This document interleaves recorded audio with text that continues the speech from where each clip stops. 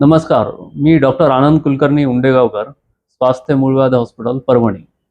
आज आपण भगंदर या आजाराबद्दल थोडक्यात माहिती घेऊया. भगंदर म्हणजे यालाच इंग्रजीमध्ये फिस्टुला इन ॲनो असं म्हटलं जातं किंवा आपल्या भाषेमध्ये त्याला नासूर असाही शब्द आहे.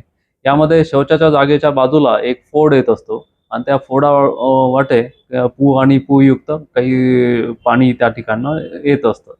आणि काही वेळा रुग्णाला थोडासा पू असल्यामुळे अंगामध्ये ताप पण जाणवतो आणि शौचाच्या जागेच्या बाजूला फोडाद्वारे जे घाण पाणी निघतं त्यामुळे आंतरवस्त्र पण थोडेसे खराब होण्याची शक्यता असते आणि त्याला थोडासा फाऊल स्मेल पण येत असतो.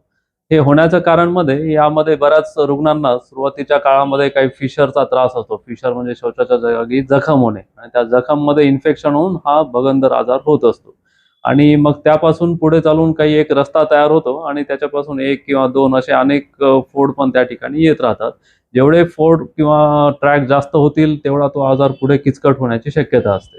यासाठी लेझर आणि क्षारसूत्र ही एक दोन्ही आधुनिक आणि प्राचीन अशा दोन्ही उपचार पद्धती आपल्याकडे आहेत आणि या दोन्ही उपचार पद्धतीमध्ये शौचाच्या जागेच्या काही नुकसान होत नाही किंवा शौचाच्या जागेचा ताबा पण जात नाही.